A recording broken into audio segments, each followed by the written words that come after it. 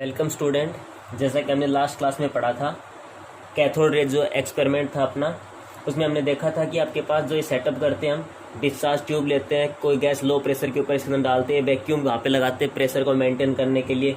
आपके पास cathode anode discharge tube में आपके पास लगे होते हैं। हाई वोल्टेज जब हम अप्लाई करते हैं तो हमने देखा था कि जैसे जैसे प्रेशर हम रिड्यूस करते हैं, एक एटमॉस्फेरिक प्रेशर था, कोई आपके पास स्पार्किंग वगैरह हुआ नहीं, कोई रेज आपके पास माइग्रेट हुई नहीं। और जैसे प्रेशर हम 10⁻⁻2 फिर -4 जैसे ही किया तो आपके पास हमने देखा कि यहाँ पे कुछ सैनिटेशन आपके पास हो रही है, यानी स्पार्किंग मार्क्स आ रहे आपके पास। तो कल हमने देखा था कि कैथोड से कुछ रेज निकलती रहे एनोड की तरफ जाती है, कैथोड से कुछ रेज निकलती रहे एनोड की तरफ जाती है। उन रेज को हमने कल कैथोड रेज नाम दिया था। और ये भी देखा था कैथोड रेज जो होती है वो नेगेटिव इन द चार्ज होती है। और नेगेटिव इन द चार्ज कैसे पता किया था, हमने इलेक्ट्रिक फील्ड या मैग्नेटिक फील्ड लगाया और वो जैसे इसके अंदर से गई तो पॉजिटिव तरफ डिफ्लेक्ट हो गई थी। और पॉजिटिव तरफ डिफ्लेक्ट तो अपोजिट चार्ज वाली चीज़ होगी, तो आपके पास cathode ray negative in the charge थी और यहीं से आपके पास इलेक्ट्रॉन की डिस्कवरी हुई थी। और फिर बाद में सोचा गया जब कोई नेगेटिव चार्ज पार्टिकल वहाँ पे है तो ऑब्वियसली वहाँ पे पॉजिटिव भी होगा। तो फिर अगली बार जो गोल्डस्टीन साइंटिस्ट आए, गोल्डस्टीन ने क्या किया, इस आपके पास जो कैथोड है इसमें से परफोरेटेड कैथोड बोल देते हैं, इसमें थोड़े छेद से कर लिए। और फिर देखा गया कि जैसे ये काम दोबारा करते हैं तो ये तो जाती है, these are the cathode rays, ये तो आपके पास कैथोड रेज है। कुछ रेज ऐसे भी है जो यहाँ से चल के इन छेद से, इन होल से पास होते हुए साइड से आपके दिखाई दी और यहाँ पे आपके पास स्पार्किंग वहाँ से, यानी कि वहाँ पे मार्क्स दिखाई दिया। तो इन रेज कहाँ से आई है, एनोड से आई, किस साइड आई है, कैथोड की साइड। को क्या नाम दिया गया, एनोड रेज। क्या नाम दिया गया भाई, एनोड रेज, या फिर कैनल रेज भी बोल देते हैं। कैनल रेज भी बोलते हैं, एनोड रेज भी बोलते हैं। कैसी चार्ज में थी, पॉजिटिव थी, क्योंकि नेगेटिव तो डिफ्लेक्ट हो गई थी। यहीं से आपके पास प्रोटॉन की डिस्कवरी हुई थी। तो इलेक्ट्रॉन प्रोटॉन तो हमने यहाँ से डिस्कवर कर लिए थे। एक और फंडामेंटल पार्टिकल अपना जो बचा हुआ था, दैट इज न्यूट्रॉन। न्यूट्रॉन की डिस्कवरी आपके पास क्या हुई कि आपके पास बेरिलियम लिया गया। बेरिलियम आपने एलिमेंट्स देखा है, एटॉमिक नंबर आपके पास जो होता है इसका 4 होता है, मास नंबर इसका 9 होता है। जब उसके ऊपर अल्फा पार्टिकल, जो कि आपके पास हीलियम है, अल्फा पार्टिकल का जब इसके ऊपर बम्बार्डमेंट किया गया, बेरिलियम मेटल के ऊपर अल्फा पार्टिकल, बेरिलियम मेटल के ऊपर अल्फा पार्टिकल का बम्बार्डमेंट किया गया, तो आपके पास एक ऐसा पार्टिकल वहां से निकला। तो आपके पास ऐसा पार्टिकल वहां से निकला, देखो यहाँ पे 4 एटॉमिक नंबर, 6 2 4 और 2 6 का हमने कार्बन आपके पास हो गया, 9 4 13 12, आपके पास 1 बचा, तो वहां पे लिखा है। तो आपके पास एक ऐसा पार्टिकल निकला वहां से जो कि ना तो पॉजिटिव तरफ अट्रैक्ट हो रहा था ना नेगेटिव तरफ अट्रैक्ट हो रहा था। तो उसको हमने, यानी कि न्यूट्रल था, तो उसको आपके पास नाम दिया गया न्यूट्रॉन। तो यहाँ से आपके पास डिस्कवरी न्यूट्रॉन की हुई। साइंटिस्ट जो इसको डिस्कवर करने वाला था दैट इज चैडविक। तो चैडविक ने बेरिलियम के ऊपर अल्फा पार्टिकल जो कि पॉजिटिव इन द चार्ज होते हैं उनकी बम्बार्डमेंट की, तो आपके पास एक नया पार्टिकल वहां से निकल के आया, जो पार्टिकल जिसके ऊपर कोई चार्ज नहीं था ना, या पॉजिटिव नेगेटिव तरफ अट्रैक्ट हो रहा था, इसको हमने न्यूट्रॉन नाम दिया। ठीक है भाई, तो यहाँ से आपके पास डिस्कवरी जो होती है न्यूट्रॉन की होती है। इलेक्ट्रॉन प्रोटॉन न्यूट्रॉन की डिस्कवरी के बारे में हमने पढ़ा और पता चल गया कि एटम के 3 फंडामेंटल पार्टिकल यहाँ पे हैं, इलेक्ट्रॉन प्रोटॉन और न्यूट्रॉन। तो इनकी डिस्कवरी के बाद अगर हम इनके बारे में देखें, जो जैसा कि हमने न्यूट्रॉन में देखा है, न्यूट्रॉन आपके पास न्यूट्रल पार्टिकल जिसका मास ऑब्वियसली मास ऑफ हाइड्रोजन होता है, जो कि प्रोटॉन का भी होता है। तो अगर हम इलेक्ट्रॉन प्रोटॉन के बारे में कुछ कंक्लूजन निकालें तो आपके पास सीधी सी बात निकल के आ जाती है कि हर एलिमेंट, ऑल एलिमेंट, किसको छोड़ के, एक्सेप्ट हाइड्रोजन, सभी के 3 फंडामेंटल पार्टिकल होते हैं। हर एलिमेंट के हाइड्रोजन को छोड़ के 3 फंडामेंटल पार्टिकल आपके पास होते हैं, इलेक्ट्रॉन, प्रोटॉन और न्यूट्रॉन। हाइड्रोजन का नहीं होता, क्योंकि आपको पता है हाइड्रोजन में न्यूट्रॉन के नहीं होते, वो अलग अलग आइसोटोप की बात अलग है। अगर सिंपल हाइड्रोजन लेते हैं तो उसमें आपके पास कोई न्यूट्रॉन्स नहीं होते हैं। सेकेंड बात की तरफ अगर हम जिक्र करें, तो अगर हम इसका सिस्टमेटिक ढंग से पढ़े तो जैसे मैं यहाँ पे लिख देता हूँ, इलेक्ट्रॉन आपके पास ऊपर लिखा है, यहाँ पे आपके पास प्रोटॉन लिखा है, और मैं यहाँ पे न्यूट्रॉन लिख देता हूँ। ठीक है भाई, तो अगर हम सिंबल देखें कैसे लिखे जाते हैं, सिंबल के तरफ से देखें, सिंपल बात है, आप पढ़ चुके। इसको हम इलेक्ट्रॉन से ई नेगेटिव से देते हैं, इसको पी से लिखा जाता है, न्यूट्रॉन को एन से लिखा जाता है। ये सिंबल रिप्रेजेंटेशन है इनका। इसके बाद अगर हम मास देखें, तो अगर हमने कल मास निकाला था इलेक्ट्रॉन पे मास 9.1 10⁻⁻31 kg आपके पास होता है। ठीक है भाई, या फिर ग्राम में लिखे तो 28 लिख सकते हैं, आपकी मर्जी हो तो ग्राम में लिखे तो 28 लिख सकते हैं। प्रोटॉन जो होता है, प्रोटॉन पे मास होता है 1.6 10⁻⁻24 ग्राम। और अभी मैंने बोला था प्रोटॉन और न्यूट्रॉन का मास हाइड्रोजन जैसा मास होता है, हाइड्रोजन का मास है 1.6 10⁻⁻24 ग्राम। ठीक है भाई, अगर चार्ज की बात की जाए तो चार्ज जो होता है ये इस पे कल हमने निकाला था 1.6 10⁻⁻19 कूलम। इलेक्ट्रॉन पे नेगेटिव होता तो हम बाहर नेगेटिव लगा के दिखा भी सकते हैं। इस पे पॉजिटिव 1.6 10⁻⁻19। न्यूट्रॉन पे चार्ज होता नहीं, मैं 0 लिख देता हूँ। ठीक है भाई, अगर रिलेटिव चार्ज की बात की जाए, तो रिलेटिव चार्ज जो होता है इलेक्ट्रॉन पे -1, प्रोटॉन पे +1, न्यूट्रॉन पे इलेक्ट्रॉन आपके पास चार्ज फिर 0 होता है। अगर डिस्कवरी की बात की जाए तो इलेक्ट्रॉन की डिस्कवरी की जे थॉमसन ने, प्रोटॉन की डिस्कवरी की गोल्डस्टीन ने, और न्यूट्रॉन की डिस्कवरी की जेम्स चैडविक ने। और थर्ड पॉइंट हम बोल सकते हैं कि ओवरऑल जो आपके पास होता है, ओवरऑल कोई भी एटम जो हो वो न्यूट्रल होता है। ओवरऑल कोई भी एटम आपके पास होगा वो न्यूट्रल होगा। न्यूट्रल का मतलब है जिसमें जितना उसमें नेगेटिव चार्ज होगा यानी कि इलेक्ट्रॉन होंगे उतने ही उसके पास प्रोटॉन होंगे, यानी नेगेटिव चार्ज और उसका पॉजिटिव चार्ज आपके पास इक्वल होगा। यानी कि ओवरऑल जो आपके पास एटम होता है वो अपने पास न्यूट्रल होता है। अपने पास रहेगा एटम के मॉडल पढ़ेंगे हम। और पहला जो आपके पास मॉडल है that is Thompson model. 9th class में आपके पास वैसे याद आता है। थॉमसन मॉडल के जो अदर नाम है watermelon model, plum pudding model, raisin pudding model. Thomson ने जब ये शुरुआत किया तो आपके पास जो वर्ड यूज किया दैट इज कोर, CORPUSSELS। ये वर्ड जो था ये जी थॉमसन ने यूज किया है। ये जो वर्ड है ये तो थॉमसन ने यूज किया। जो इलेक्ट्रॉन वर्ड था वो सबसे पहले G.J. स्टोनी ने यूज किया था। जो आपके पास इलेक्ट्रॉन वर्ड था वो G.J. स्टोनी ने यूज किया था। कॉर्पसल्स जो वर्ड था आपके पास जे थॉमसन ने किया इसका। इसमें आपके पास क्या चीज़ इंपॉर्टेंट रहेगी, उसने क्या कहा कि आपके पास कि जो एक आपके पास एटम होता है उसका सारा हिस्सा जो होता है पॉजिटिव चार्ज का आपके पास होता है। जैसे एग्जाम्पल उसने ऐसे ही आपके पास लिए तो उसने बोला कि एटम जो है मान लो स्फेरिकल, मान लो उसका सब हिस्सा जो आपके पास है दैट इज पॉजिटिव चार्ज आपके पास रहेगा और उसके अंदर हम नेगेटिव चार्ज इम्बेड करेंगे। ठीक है, यानी कि एटम जो होता है आपके पास मेनली आपके पास मेजरली पॉजिटिव चार्ज आपके पास स्प्रेड होता है। मेनली नहीं बोलते हैं, पॉजिटिव चार्ज स्प्रेड होता है और नेगेटिव चार्ज उसके अंदर इम्बेड किए गए आपके पास। ये आपके पास थॉमसन ने बोला जैसे कि आपके पास वाटरमेलन मॉडल में होता है, यानी कि जो पूरा आपके पास वाटरमेलन तरबूज है वो पॉजिटिव चार्ज की तरह काम कर रहा है। वहाँ पे जो सीड्स है ब्लैक्स जो आपके पास सीड्स है उसके अंदर वो आपके पास नेगेटिव चार्ज की तरह इम्बेडेड है। जैसे कि पडिंग में होता है, केक जो आपके पास रहेगा वो पॉजिटिव चार्ज की तरह आपके पास होगा। उसके ऊपर जो ड्राई फ्रूट्स होंगे वो आपके पास नेगेटिव तरह आपके पास उसमें स्प्रेड आउट होंगे। तो आपके पास बोल सकते हैं कि आपके पास स्प्रेड आउट होंगे पॉजिटिव चार्ज का, इवनली स्प्रेड आउट होगा, नेगेटिव चार्ज वहाँ पे इम्बेड होगा।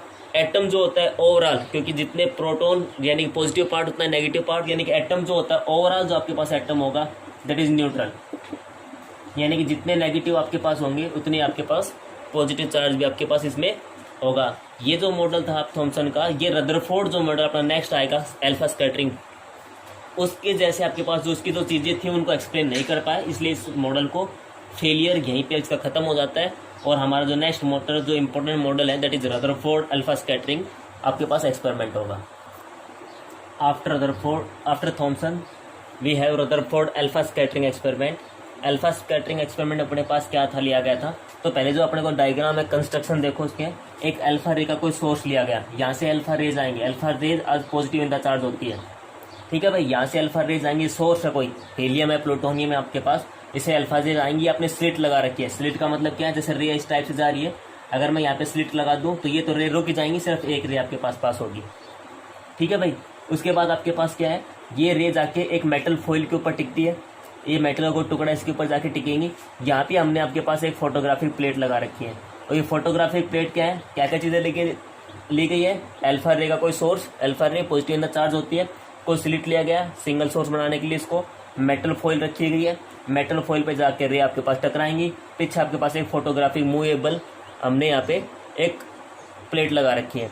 मूवेबल प्लेट आपके पास। तो इसका काम क्या है, क्योंकि ये रे यहाँ से जाके या किसी डायरेक्शन में मुड़ के इसके ऊपर टकराएंगी, और जहाँ पे टकराएंगी वहाँ पे एक आप बोल सकते हैं स्पार्क सा होगा, मार्क बनेगा। तो उसके लिए हमने इसको प्लेट स्लिट को लगा रखा आपके पास। ठीक है भाई। तो ये आपके पास जो ये जिंक की कोटेड होगी, इसके ऊपर जिंक की एक लेयर चढ़ाई होगी, तो जिंक कोटेड है ये। तो यहाँ पे अपने को मार्क्स दिख जाएंगे, यानी कि जो फेंट सैनिटेशंस वगैरह होंगे, सैनिटेशन मतलब होता है कि ये जो मतलब स्पार्क से होंगे, मार्क्स से बनेंगे, वो अपने को यहाँ पे दिखाई दे जाएंगे। इसके बाद रदरफोर्ड ने क्या वहाँ पे ऑब्जर्व किया, रदरफोर्ड ने देखा, मेनली चीज़ है आपके पास रदरफोर्ड की ऑब्जर्वेशन मैं यहाँ ले देता हूँ। तो रदरफोर्ड ने मैं यहाँ पे बता देता हूँ, जैसे ये रेज आके इस पर टकराई तो उसने देखा कि मैक्सिमम रेज, यहाँ पे बस समझने की कोशिश करते हैं हम, मैक्सिमम रेज कैसी तो सीधी निकल गई, मैक्सिमम रेज ऐसी थी तो सीधी पार निकल गई without any deflection. Maximum rays आपके पास ऐसी थी तो विदाउट एनी डिफ्लेक्शन सीधी आर पार निकल गई। कुछ रेज ऐसी थी तो यहाँ से टकराई, यानी कि सेंटर में कहीं टकराई और बिल्कुल वापस होगी, यानी कि डिफ्लेक्टेड बैक। और कुछ रेज ऐसी थी जो यहाँ से टिकने के बाद थोड़े से एंगल पे वहाँ पे डेविएट होगी। तो उसने देखा कि यहाँ पे 3 टाइप की आपके पास ऑब्जर्वेशन, 3 टाइप की रेज ऑब्जर्व हो रही है। जो पहले टाइप की आपके पास रे ऑब्जर्व हो रही है वो किस टाइप की आपके पास है भाई, मैं यहाँ पे ऑब्जर्वेशन लिखता हूँ। तो पहले टाइप की देखिए 99% जो आपके पास रेज थी, ठीक है भाई, 99% आपके पास जो रेज थी वो आपके पास गो थ्रो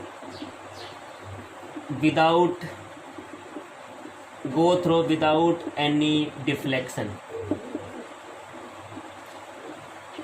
99% जो आपके पास रेज थी वो ऐसी थे जो बिना किसी डिफ्लेक्शन के सीधी आर पार वहाँ से maximum rays without any deflection आर पार हो ही रही है। जैसे भाई आपके पास यहाँ से कोई रेज यहाँ से सीधी आर पार निकल जाती है, या कोई ये मार्कर यहाँ से आर पार होगी, इसका मतलब यहाँ पे जगह खाली है। इसका मतलब ये होगा कि एटम का आपके पास जो एटम का ऑलमोस्ट जो पार्ट होता है, एटम का जो ऑलमोस्ट पार्ट होता है वो एम्प्टी होता है, खाली होता है। एटम का जो ऑलमोस्ट पार्ट होगा वो आपके पास एम्प्टी होगा। पहले आपके पास ऑब्जर्वेशन से ये हमने कंक्लूजन निकाला, यहाँ पे आपके पास ऑब्जर्वेशन है, वहाँ पे आपके पास कंक्लूजन है। फिर हमने सेकंड चीज़ पे क्या देखा कि कुछ रेज ऐसी है, वेरी फ्यू रेज ऐसी है जो यहाँ से कहीं पे टकराती है, सेंटर पे टकराती है और वापस हो जाती है। मैंने पहले कहा था कि अल्फा रे आपके पास कैसी होती है, अल्फा रे कैसी होती है, पॉजिटिव इन द चार्ज। इसका मतलब आपको पता है कि यहाँ पे भी कोई ना कोई पॉजिटिव चीज़ होगी, पॉजिटिव से पॉजिटिव तो रिपेल करेगा और वो भारी भी होगी। तो इसका मतलब यहाँ पे सेंटर में कोई ऐसी चीज़ भी रखी है जो आपके पास पॉजिटिव इन द चार्ज है। तो आपके पास सेकंड पॉइंट आपके पास क्या हुआ कि फ्यू रेज आपके पास ऐसी है जो आपके पास डिफ्लेक्टेड बैक होगी, आपके पास डिफ्लेक्टेड बैक, और डिफ्लेक्टेड बैक होगी। इसका मतलब आपके पास क्या है, आपके पास ये है कि सेंटर में आपके पास कोई पॉजिटिव चार्ज भी आपके पास रखा है, हैवी बॉडी रखी हुई है।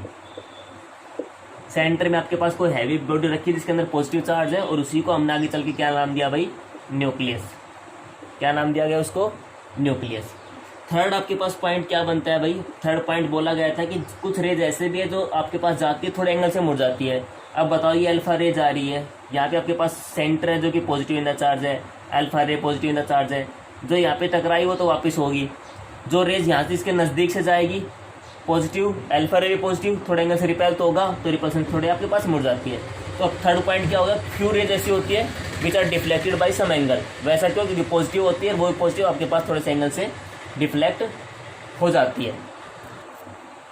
अगर रदरफोर्ड के मॉडल को ध्यान में रखते हैं, अगर न्यूक्लियर मॉडल के बारे में सोचा जाए, इसी के न्यूक्लियर मॉडल यानी रदरफोर्ड ही है, तो रदरफोर्ड ने कहा कि बीच में आपके पास कोई न्यूक्लियस है, ये आपके पास एटम होगा, तो बीच में आपके पास न्यूक्लियस होगा। तो फर्स्ट पॉइंट हम ये नहीं बोल सकते क्या, फर्स्ट हम बोल सकते हैं कि आपके पास जो एटम होता है, एटम जो होता है वो आपके पास कंसिस्ट करता है, एटम किसको कंसिस्ट करता है, atom consist of positive charge, atom consist nucleus या सेंटर बोल सकते हैं, विच हैव या consist of which have positive charge. आपके पास सेंटर में एक न्यूक्लियस होगा, सेंटर में एक पार्ट होगा जिसके अंदर पॉजिटिव चार्ज होगा, और उसका मास भी आपके पास वहीं पे होता है। सेकंड बात, हम क्या ये नहीं बोल सकते यार, आपको पता भी है कि जो न्यूक्लियस होता है इसका जो साइज होता है, साइज जो होता है न्यूक्लियस का वो बहुत स्मॉल होता है बजाय साइज ऑफ एटम के। क्योंकि साइज ऑफ एटम 10⁻⁻10 होता है, न्यूक्लियस का साइज 10⁻15 के आसपास होता है। ठीक है भाई, तो न्यूक्लियस का साइज बहुत छोटा होता है। थर्ड पॉइंट हम ये बोल सकते हैं कि हमने पॉजिटिव का जिक्र कर लिया, न्यूक्लियस में जो नेगेटिव यानी कि इलेक्ट्रॉन्स है वो बाहर इनके ऑर्बिटल्स में आपके पास रिवॉल्व कर रहे हैं। तो इलेक्ट्रॉन्स जो होंगे, इलेक्ट्रॉन्स जो आपके पास वो बाहर इनके ऑर्बिटल में रिवॉल्व करते हैं। तो हम थर्ड बोल सकते हैं इलेक्ट्रॉन यानी नेगेटिव पार्ट है वो आपके पास बाहर रिवॉल्व कर रहे हैं, रिवॉल्विंग यानी कि घूम रहे हैं, कंटिन्यूसली रिवॉल्व कर रहे हैं अराउंड न्यूक्लियस, न्यूक्लियस के अराउंड वो आपके पास रिवॉल्व कर रहे हैं। ठीक है भाई, अगर नेक्स्ट पॉइंट की बात की जाए तो आपको पता है उसने बताया कि जो इलेक्ट्रॉन है वो सर्टेन ऑर्बिटल में रिवॉल्व करते हैं। इलेक्ट्रॉन जो आपके पास वो सर्टेन ऑर्बिट्स में आपके पास रिवॉल्व करेंगे। ऑर्बिट्स के बारे में बताया, जैसे कि आप 10th में पढ़ते हैं KLMN, वो उनके बारे में SPD सेल, उनके बारे में सब सेल के बारे में कोई इन्फॉर्मेशन नहीं थी इसकी। तो उसने कहा कि भाई किसी ऑर्बिट में घूमते एनर्जी के बारे में कोई इन्फॉर्मेशन उसने नहीं दी। थर्ड बात हम बोल सकते हैं कि एटम जो था इसके अकॉर्डिंग रदरफोर्ड के अकॉर्डिंग 6 पॉइंट हम बोल सकते हैं कि एटम का जो ऑलमोस्ट पार्ट है, एटम का जो ऑलमोस्ट पार्ट है वो आपके पास एम्प्टी है। ये तो उसने दिखाई दिया क्योंकि ज़्यादातर रेज आपके पास आउट हो रही थी। नेक्स्ट बात हम बोल सकते हैं कि एटम जो होता है ओवरऑल न्यूट्रल होता है। न्यूट्रल मतलब जितने नेगेटिव चार्ज होगा उतना ही आपके पास पॉजिटिव चार्ज होगा, यानी कि electron is equal to proton, यानी कि negative charge is equal to positive charge. और जब इलेक्ट्रॉन है नेगेटिव चार्ज और प्रोटॉन है पॉजिटिव, तो यहाँ पे एक अट्रैक्शन होगा जिसको हम क्या बोलते हैं भाई, इलेक्ट्रोस्टैटिक अट्रैक्शन, इलेक्ट्रोस्टैटिक अट्रैक्शन। और इलेक्ट्रॉन ये घूमे जाएंगे तो आपके पास सेंट्रीफ्यूगल भी फोर्स लगेगा। तो इलेक्ट्रोस्टैटिक फोर्स जो है इलेक्ट्रॉन और प्रोटॉन के बीच में, उसको बैलेंस करने के लिए आपके पास वहाँ पे एक सेंट्रीफ्यूगल फोर्स भी होगा। नाउ कम टू फेलियर या drawback of Rutherford model. Rutherford model था तो बिल्कुल हमारे प्लेनेटरी मॉडल बोल देते हैं उसको, मतलब जो हमारा प्लेनेट जो सोलर सिस्टम है उसकी तरफ आपके पास ये नहीं कि एक ग्रह के चारों तरफ हम जैसे चक्कर लगाते हैं उस टाइप का आपके पास वहाँ पे सिस्टम था। लेकिन वहाँ पे इलेक्ट्रोमैग्नेटिक अगर मैक्सवेल्स को हम पढ़ें देखें तो इलेक्ट्रोमैग्नेटिक रेडिएशन के अकॉर्डिंग, तो उसने ऐसा बोला कि जो आपके पास ये ऑर्बिट्स में घूम रहे इलेक्ट्रॉन, उनकी इलेक्ट्रॉन्स की जो आपके पास एनर्जी है वो कंटिन्यूसली डिक्रीज करती रहेगी। इलेक्ट्रॉन जो आपके पास मान लो यहाँ घूम रहा है उसकी एनर्जी लगातार कम होती रहेगी जैसे जैसे घूमता रहेगा। तो अगर हम ऐसा बात बोल रहे हैं कि आपके पास, उसने कहा कि जो फास्ट मूविंग जो आपके पास इलेक्ट्रॉन है, फास्ट मूविंग जो आपके पास इलेक्ट्रॉन्स है, फास्ट मूविंग जो आपके पास इलेक्ट्रॉन्स होंगे वो लगातार इमिट करेंगे रेडिएशन को, इमिट करेंगे रेडिएशन को, यानी कि आपके पास इमिट करेंगे रेडिएशन के, यानी कि उनकी एनर्जी जो होगी आपके पास डिक्रीज होगी। ठीक है भाई, और ऐसा अगर हुआ तो ये इलेक्ट्रॉन एक टाइम ऐसा आएगा नीचे वाली में, एक टाइम ऐसा आएगी तो गिर कहाँ चला जाएगा, न्यूक्लियस में। न्यूक्लियस में तो प्रोटॉन बैठा है तो इलेक्ट्रॉन तो वहाँ जा नहीं सकता और होता भी नहीं है। और अगर ऐसा हुआ तो अपना एटम ही सीज हो जाएगा, खत्म हो जाएगा, कोलैप्स हो जाएगा। तो ये उसका मेनली आपके पास जो ड्रॉबैक था वो ये था कि उसने ऐसा बोला कि इसकी एनर्जी डिक्रीज होती है।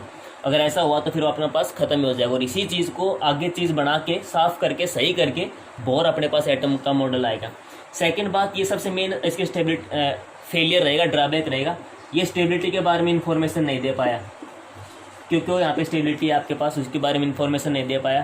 थर्ड आपके पास देखें तो इसने भाई इलेक्ट्रॉन्स का जो डिस्ट्रीब्यूशन है, डिस्ट्रीब्यूशन ऑफ इलेक्ट्रॉन है किसके राउंड, न्यूक्लियस के राउंड, क्योंकि इसने KLM सेल के बारे में बताया नहीं तो डिस्ट्रीब्यूशन ऑफ इलेक्ट्रॉन के बारे में इंफॉर्मेशन ये नहीं दे पाया। कॉन्सेप्ट ऑफ हाइड्रोजन स्पेक्ट्रम जो आएगा, जो बोर ने दिया था, उनके बारे में इंफॉर्मेशन नहीं दे पाया, क्योंकि उसी के अंदर हम डिस्क्रिएट लाइंस के बारे में आपको फॉर्मेशन करेंगे। तो these are the some major drawback of Rutherford model, और इन्हीं ड्रॉबैक को दूर करते हुए हमारा नेक्स्ट जो मॉडल आएगा वो बोर का मॉडल आएगा।